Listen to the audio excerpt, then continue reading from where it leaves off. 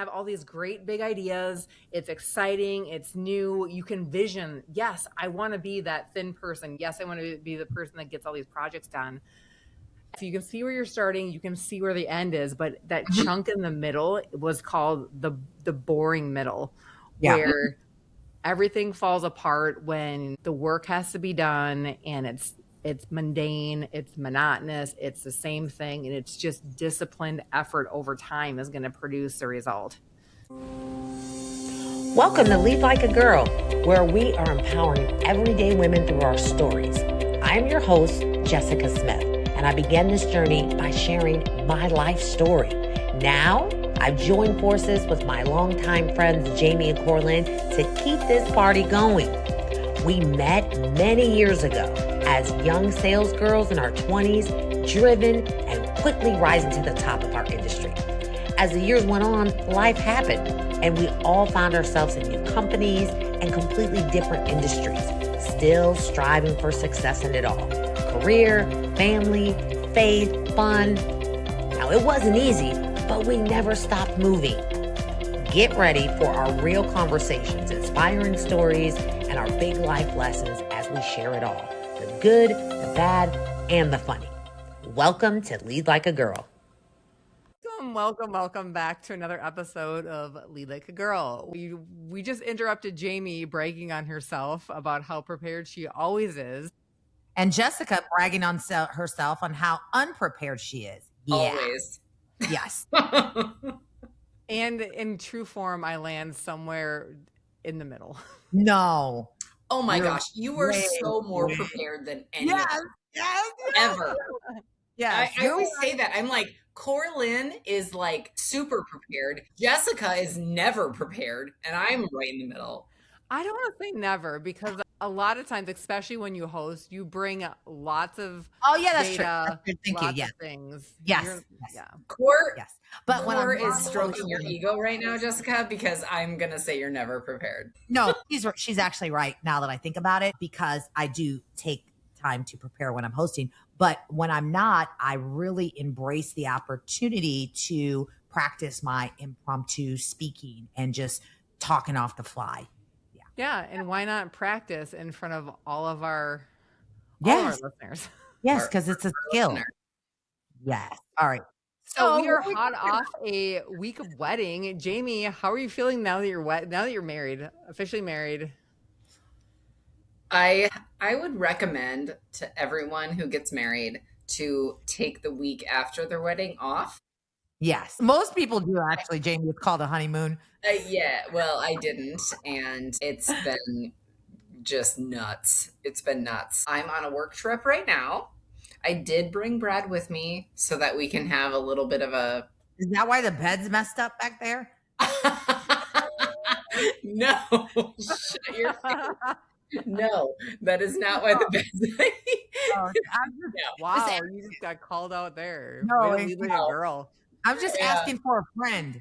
I'm leading like a girl right now. No, that's not what we're here to talk about. I'm sorry. I wish upon everyone, when you get married, take the week off, because you have to put everything away and you have to find room for all the stuff that goes to Goodwill. And then you have to find 17 people to take the salads that were left over. It's ridiculous, but we did it. I worked all week, or I'm on a work trip right now. He's with me. And so tonight we have plans to go have a fun dinner. So that's happening. Got it. Do you guys have a honeymoon? I guess we never really talked about that. Are you guys going on an official honeymoon? TBD? Well, we went to Sedona in March and we climbed that mountain. So we kind of did it then, but no, we don't. I think, Sophie's graduation party is in a week. Guys, too much happens in this. So is this part 2 of when you get married as a 50-year-old woman? Yes. For the third time, you don't get a honeymoon. Thank you for 50 and also third time. Thanks, Corlin. But stop looking at Brad. You need to focus on us. Can he go in the bathroom? He's not in the room anymore. He's not here anymore. Good. No. Oh I'm just saying, can you please not mention that I'm 50 and it's my third marriage anymore? Well, again, I think you should be damn proud. It's okay. Or should we talk about how you left Jessica at the airport? Should we talk about Okay. that? You know what? And remember, our editor is not going to edit this out. You know what? Moving on, Cortland, you are in big trouble. She's in big You're trouble. not going to get a Christmas gift or a Poor birthday gift. Lynn is in such big trouble. I know. I am a gift giver, and Core. I know. That's why it's fair game. But that's why I told Jessica, I'm like, this is never gonna die. I'm never gonna not say that. I'm gonna bring it up all the time, and it's always gonna be funny. God. You're smearing my mascara. This guy that wait for 20 minutes for her Uber. All right, guys. So we are gonna hop into the content after all of that. All right. So I was watching something, maybe scrolling through social media, and I came across somebody who was talking about commitment. It was one of these mom memes where they're just ranting about all the things, but it got me thinking. She was talking about how they just bought something and they just never use it.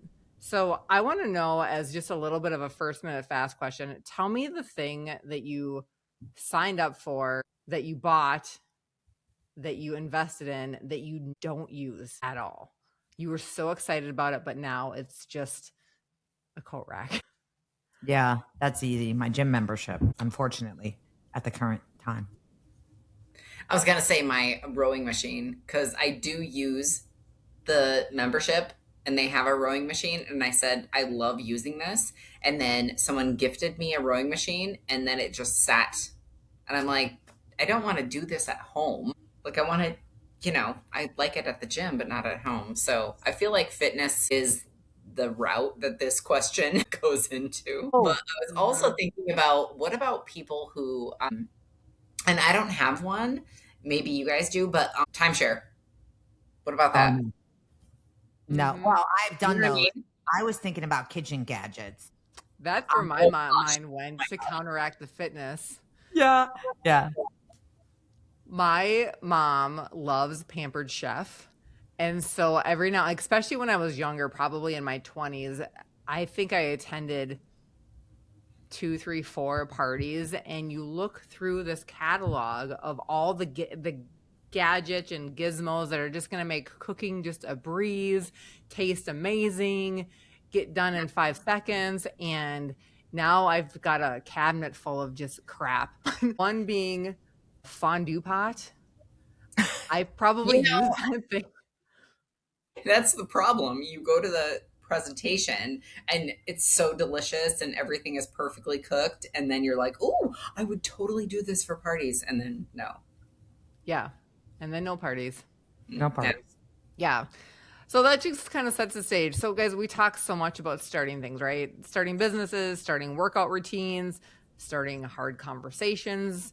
We are fantastic starters, right? We've got big ideas, lots of great plans, and somewhere between the excitement of the thing and doing the actual work, I also have bought a rower, use, and now don't use a rower. And so kind of that something in between the excitement of I'm going to be a rower and actually doing the work to become said rower, something falls flat. It disappears. It's gone. And I just want to talk about that. Like, why does that happen? And a lot of times it doesn't, sometimes we just change our mind. Sometimes you thought it was going to work out and it just doesn't fit. For my case, my rower, it actually, I find out I probably have a bad technique, but it hurts my back.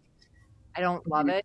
So I keep trying it, but it's just not the fitness thing for me. So it just doesn't work. But there's other things that get in the way. And so I would just want to talk about what those things are, kind of are moving from a super good excitement, a good, super exciting thing to what happened. Outside of fitness, outside of kitchen gadgets, have you been there? Oh my gosh. So Brad had, I can't remember what vacation it was, but he had this great idea to do this diet and it was terrible. It was like, was it cabbage soup for a month? No, it was like toast and hard boiled eggs. Like, it was like just ridiculous. I like toast. And it just, and That, and then also coupled with, I'm going to say, I wanted to read one book a month for the year. And I just think that sometimes you get into this thing where you're like, I'm going to commit, right? For like 30 days or 45 days or 75 days or whatever. And halfway through you're like, I'm over it. And this diet for him was absolutely that. And then me, I'm like, I don't have time to read a book this Right. month.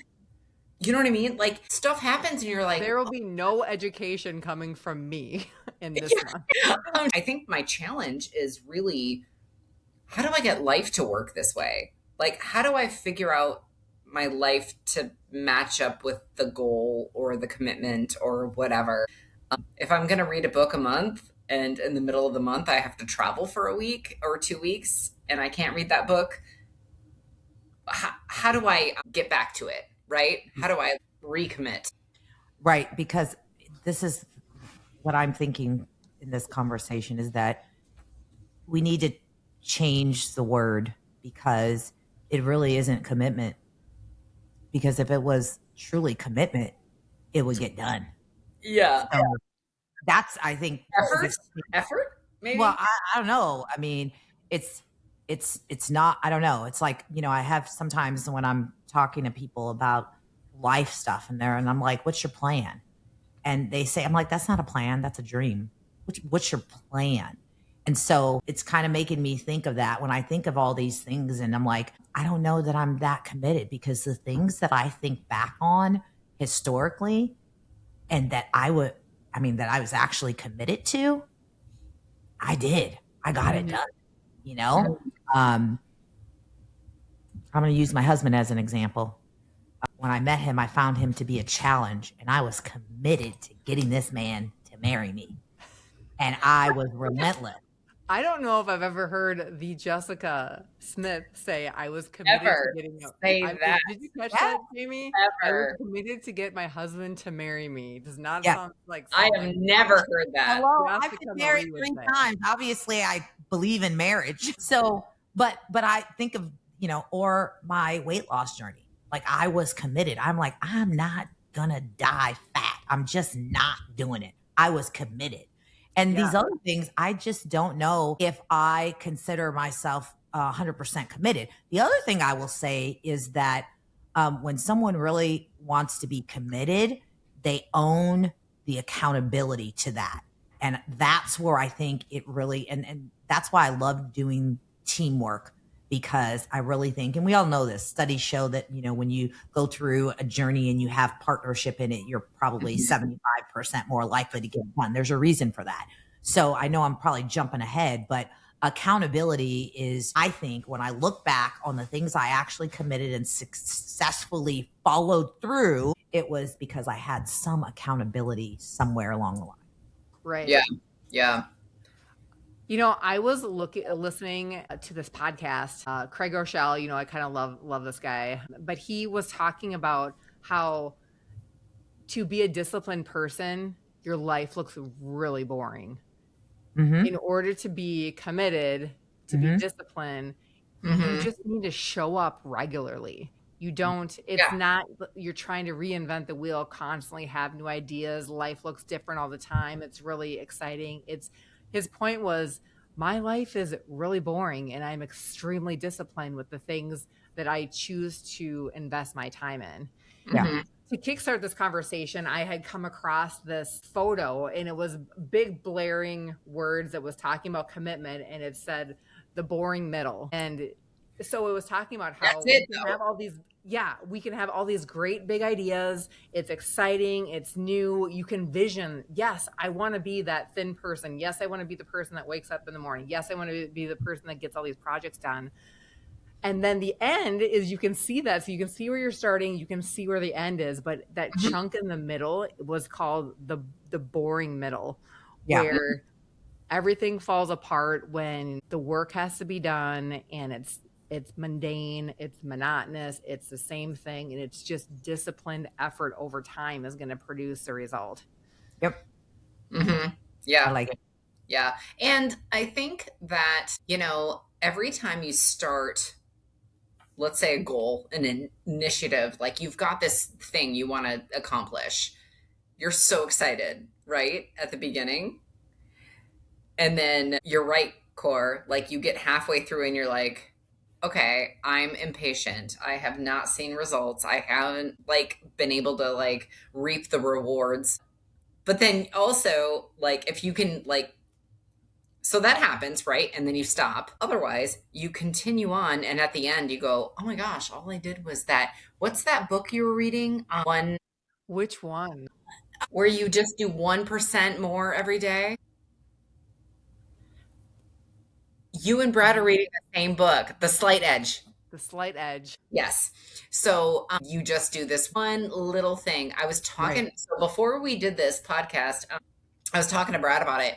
And I was like, oh, what if we do this? What if we do that? And he's like, Jamie, no, not even that much. Like, let's literally walk to the mailbox every day. That's it. Because I'm like, we could go there 3 times every day, and that's 2 miles. You know what I mean? I think our slightest edge. Is that slightest edge? Yes. I don't know. Okay. All right. Sorry. Anyway, I think that we put a little bit too much pressure on ourselves also to like change something that we don't have to do that much. We can do like one little thing, Yeah. and then you're not Overcommitted. you're not overcommitted. Thank you. And then you don't even like really notice, right? The difference. And then you get to the end, you're like, oh my gosh, I can do 10 pull-ups, whatever it is. You know, I think as women, we commit. Yeah. And we talked about that before. Now, Corlin, are we also talking, because if you just think of the concept of commitment, right? The number one thing when you think of who has issues with commitment, people think of men in relationships, being in a committed relationship, right? And that's the easy one to kind of gauge. What is the real deal with commitment? Because as I said a couple minutes ago, I don't think it's true commitment. I don't even think we get to that point of commitment. Why? Why don't we get to the point of commitment? What holds people back from true commitment? One big thing is we get sold. We have an idea, whether it's something that you saw, something that you read, something that you learned about, that this is the new me I want to see. I want to see change. That we are I kind of think of it as making plans for my future self, and she's not ready yet. Well, that's what I was going to say. You're saying you're sold, but I think it's the opposite. Exactly what you just said. You're really not sold. You're not ready yet, right? Sold in that high level, but not sold on the idea, but not the process. Right. Is probably the great thing to say. Is that? And I think that's where it stops, and that's where it becomes not commitment. Yeah, because I like the idea of me being somebody looking at me and saying, yeah, she works out. She's a fitness person. Yeah, she reads a lot. She's an early morning person. She fill in the blank with whatever you think that it is. I like that idea, that picture. I can see it, and I can see it through all my social media people that I follow too, because that looks great on them also. Yeah. But when you start internalizing what it takes to get from the idea to the win, that boring middle is where everyone gets lost. Yeah. And I think we get lost in fear. And how do you get out of the boring? Tell me more about that. What do you think? Why fear?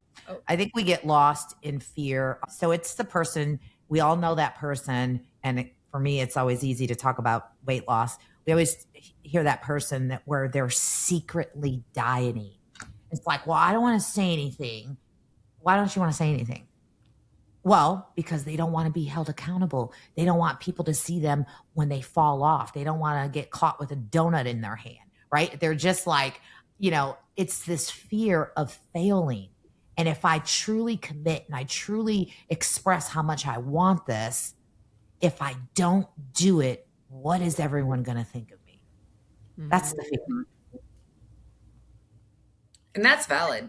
It's valid. So I was the person that I will literally announce it to everyone. Like I can remember times where I was like 250 pounds and I'm coming into work saying, okay, I'm going to get down to 240 by the end of the month. And everybody's like, what? Did she really say that out loud? But for me, that was the level of commitment that I needed, because I'm competitive and I don't want to be a big fat loser. And I literally, so I wanted everybody to know. And then everybody's watching and then all eyes are on me. And so that helped me a lot because I had something to prove, not just to myself, but to everyone that was watching. Mm-hmm. That depends on your personality, Jess, because I don't think everyone could have flourished in that sort of, yeah, that. Yeah, you gotta find what works for you, but you gotta figure out and identify what's holding you back from the real true commitment. What do you need to really be truly committed? Mm-hmm. And figure that out. But you have to start with, and we talked about this, Corlin, with Harrison. There's people, and I used to be that person. It's like you're all or nothing. Like you go, and you set yourself up for failure. And this then goes back to what you just said, Jamie. And that is, let's just start with commitment to those small things so that you can celebrate those wins and you could start becoming a little more stronger, a little stronger, a little stronger, and then move that bar a little further.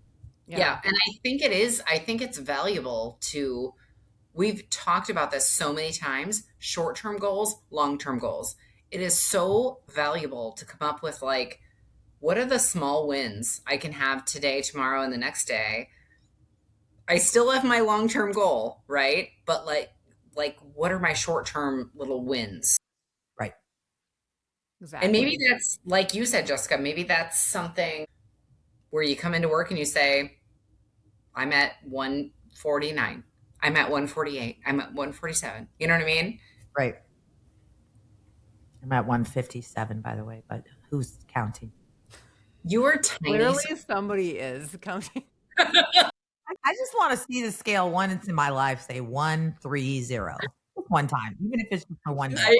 I feel like that was not very supportive when I said shut your stupid face, but shut your stupid face. I didn't even hear you. That is the most supportive thing a girlfriend could say. Yes. I was like, you are tiny. Shut your stupid face. Can we Anyway. put that on a Lee Like a Girl t-shirt also? Yeah. Shut your stupid You face. that. Yeah. You know, when you're talking about this, the other really big thing is that the goals that we set have to be realistic to some degree. I love a good stretch goal and vision casting on what really could be, but you have to understand, to be a fit person, for example, this is what the gym looks like. This is what it looks like to get up in the morning and, in a groggy, sleepy, zombie-like state, bring your tail in front of the weights, whether it's in your closet, at the gym, in your basement. Like this is, and so one of the things that we need to do is just, when we set those goals, if you want to actually be that person, part of realizing or visualizing the win, there has to be a complementary visualizing of the process of how you're going to get there. So visualizing yourself, like, what does it look like? If I want to be a fit, in shape person and I can see myself in that body, then I also need to visualize my body like, okay, it's 5:30 in the morning. I'm walking to my basement, to my gym. I'm going on the treadmill.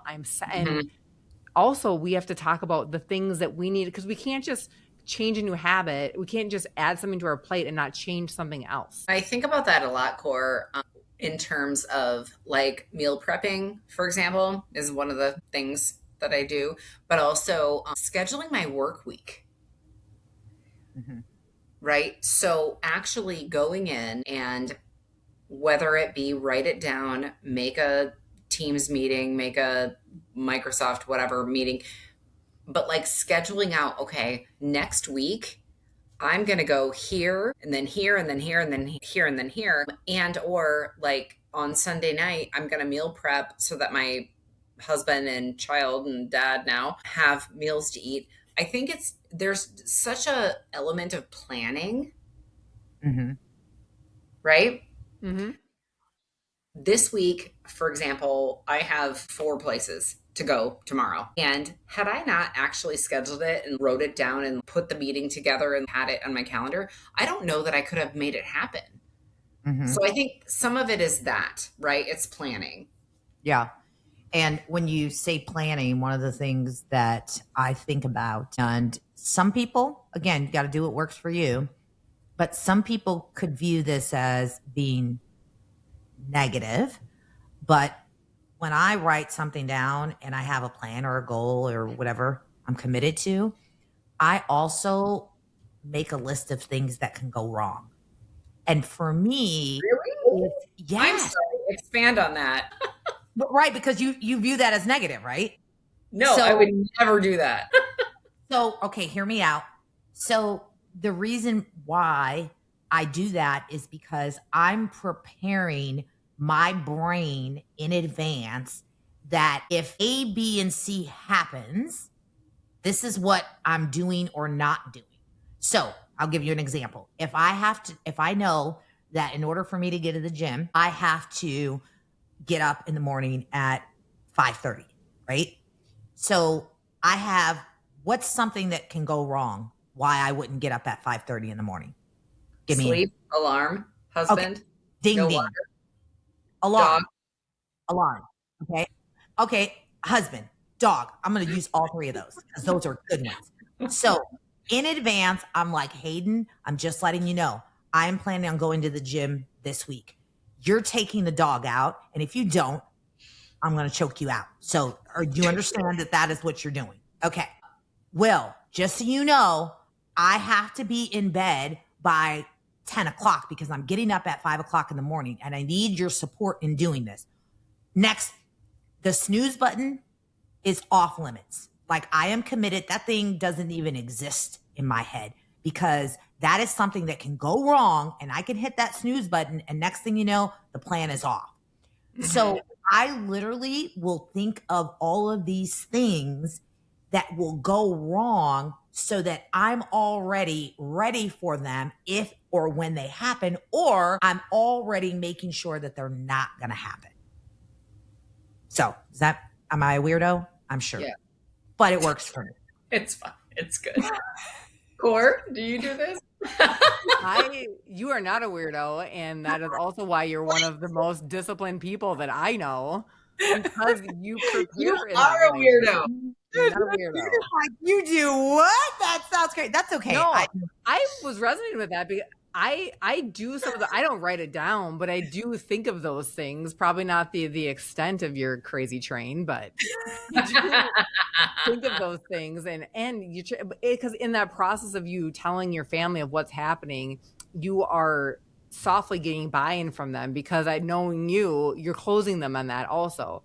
So you're getting a yes from Hayden. Yes, he's taking the dog out. And Will, yes, we're going to bed. Where it's it's a non-negotiable, but you're also getting a silent agreement. Like this is the plan, so mom can succeed, right? Yeah. Mm-hmm. Yep. Yep. Mm-hmm. It's no different than laying your clothes out the night. No, it's great. It's just one I, just the next can, level. yeah, I resonate with that definitely. Like laying Laying everything your clothes out. out? Like my dog knows when I pack my bag, I'm gonna be gone the next day, and there are Yeah. different levels of the crazy, but I think It's just overall, preparing. it's preparing. It is preparing. So the boring middle, the things that keep us in the boring middle that lead us to failing. I want to talk Yeah. about that. Yes. So this is repetitive. This is hard. Whatever I decided to do, it's not working. I'm not seeing results. I'm not seeing results. I should just quit. How do we walk ourselves off of that ledge? Or what do we when we're feeling we're in the middle of this boring middle, we're feeling that this is mundane, repetitive, all the things. It's so hard. It's so hard. So I think back to my meal prep days and I used to find things that I thought were easy. For example, I'd make a big pot of oatmeal and it's already made because I use the one that takes longer to make. And every morning I would just, add a little bit of milk and warm it up and it was all good. But after so many days, I'm like, oh my God, I'm so tired of this oatmeal. And I made this big pot of oatmeal so that I can make it easy for myself. And I am just tired of eating oatmeal. Is that kind of what we're talking about? Okay. Like, what do you do? So when you're tired of oatmeal, The oatmeal of life. Yeah. What are we doing? Right, because So, you get bored, right? You're just bored. right. And so this goes back to what I was saying earlier, which is, so I have used to be a Fiber One cereal. Now, it's not as good as oatmeal, but, and my plan is to eat the oatmeal that I made, but I would have it, make sure that I buy it from the grocery store so that if in fact I get tired of the oatmeal, that I'll have something to back up that's just as easy, if not easier. There has to Mhm. be like, well, what's an extra reward? Well, it's even Something easier than the different. yeah. So again, it goes back to preparing for what can go wrong. And so I think just having like a backup plan that doesn't allow you to go all the way off. And here's the other thing that I learned: don't get off track and then say, oh, well, I already messed up, so might as well just forget it and start all over next week. No, you messed up. Don't even wait till tomorrow. Just get back on track. So it's okay to fall. Just don't stay down long. So, Mhm. I think it's that, Jess. I absolutely agree. Have like try to invite some variety. Have a backup plan.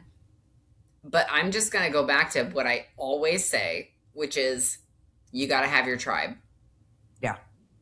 You have got to have, and I don't care if they're doing the same thing you're doing, but you have got to have someone who's saying to you, Jessica, eat your freaking oatmeal. You know what I mean? Like, you just have to have somebody who's holding you accountable. And we are good at this. We can hold ourselves accountable. But I honestly, it all goes back to the tribe. You got to surround yourself by people who want you to do better and you want them to do better. And you just Yeah. hook up with them and figure out who's my partner. Yeah. And When I sometimes it's went to not the gym about, 5 times a week for like 10 years, I had the same person. yeah. It's like this person. And I would say to them, we're going. And she'd be like, I don't want to. I'm like, we're going. And Yeah. she would say to me, we're going. And I'm like, I don't want to. She'd say, we're going. So I think Mhm. that's just those three things. Really? What is Mhm. it? A tribe member, Well, and having then an this is, alternate, and yeah, just switching things up every now and then. well, this is on topic, but off topic. People need to stop expecting that to be their spouse, because Correct. I No, also it's learned that. never been my spouse. Right? Exactly. And it's okay. Stop. I can't tell you how many times I talk to people that they're like, and it's either they're holding their spouse accountable to something, or they're vice versa. And it's like, don't make your problem my problem. We don't have to solve this problem together. Even if we Right. have the same problem, we can solve it differently with different people, because there are some things that we're not we don't have to solve together. It's okay. And you don't need another thing that to stack on top of your relationship, that this is My what we God. always do Right. together. And Yes. having your spouse hold you accountable, word from the wise, it doesn't end well. Bad business. It's Bad not business. good for Nope. your marriage. Nope. All Nope. you young people out there, do not have your spouse as your accountability partner. Jamie, For This goes all in the things. They can do court. some things, just not This all of goes them, in the book. yeah. right? So Goes we in the could have book. just solved a lot of people's commitment problems right there, because they keep falling off their commitment because they're looking at their spouse to help them commit. And it's Uh-huh. like, it's not, your commitment may not be their commitment. Well, outside of the marriage, that is both of your commitments. Let me be Correct. clear. Yes. So some things, just not all of things. Before we end this, I want to throw this wrench in it too, because sometimes though, we had talked about this, is that sometimes we get in this piece where we have said yes to so many things. So another piece of advice is to think of all the things that you're just kind of doing, that are on your plate, that you're just kind of halfway doing, where you're stuck in this slow middle on many things, and give yourself your own inventory of, okay, is this something I am committed to? And if you are, then take some of these steps towards making it happen. But if you're not 100% committed, it's okay to say, okay, this is not working right now, or put it on the shelf so you can commit to just the one thing. and get that taken care of. Priority. And then maybe stack those other things you said yes to as a maybe or an after. But take that real live inventory of all the things we've said yes to that you're just halfway doing. Because I would guarantee you're going to go way farther if you say yes to the one thing and get that done and then move on to the next thing versus saying yes to 5 and do them all halfway and then nobody's excited. Yeah. Mm-hmm. I like using the word half-ass. That makes me really... I'm trying to avoid. Oh, I'm sorry. Okay. Yeah, because I get it more when I say that because it sounds so... Yeah, but there was something that you said that made me... So I was talking to a friend and she's like, you know what your problem is? You're not selfish. And I was like, I'm not. That's your problem? Like, yeah. But the more I thought about it, I understand what she was saying. She's like, sometimes in order to really succeed at something, you have to be a little selfish because you do everything for everyone and you're always last. And I'm like, well, there's a word. I'll think about that and consider it. It's definitely a consider. Yeah. Yeah. Leading like a girl, part of that is putting yourself first sometimes. Yeah. Correct. Sometimes. Anything else, ladies, that we did not talk about today that we have to include in this episode? Any final thoughts? I loved this episode. The only thing I'm going to add is that my new husband has been texting me the whole time saying, "Are you done yet? Are you done yet? Are you done yet?" And now you can word to spouse is that you're married to a professional woman that she'll come out when she's finished. She wants to see you. I said I will be there when I will be there. The word of the day, Corlin will like that Toastmasters ad. The word of the day is commitment. Let him know that you are committed to the Lead Like a Girl podcast. Until next time. Thank you. So committed to it. I love this. So I love fantastic. We're spreading almost every episode we have makes me think of some other messages that I used to coach my girls on. And it's just all those things. It's the get rid of that negative self-talk. It's, commit to what you think you can do or what you want to do and don't commit to the stuff that you're not going to do. It's exactly where this whole topic of get a goal, figure out, am I going to do this goal and follow through. Like, I love every message that we have. Yeah. And just commit to the small stuff. That's my thing. It doesn't even have to be big. Exactly. Yeah. Like small wins. Yeah. There you have it. When you're stuck in the boring middle, keep going. Don't quit. It's going to be mundane. It's going to be repetitive. You are a disciplined person. So keep moving because you will get your goal. And I would echo what I said is that one big yes is worth way more than 50 half no's or half yeses, right? So just keep yourself committed. So if any of this resonated with you, please like, share, and subscribe, especially on podcast apps like Spotify and Apple Podcasts. We are trying to increase our subscribers. So please don't forget to hit that subscribe button and also follow us on all the social medias, Facebook, Instagram, YouTube, LinkedIn. Also, you'll find us. So thank you for tuning in. As always, we will be back next week with more Lead Like a Girl. See you then.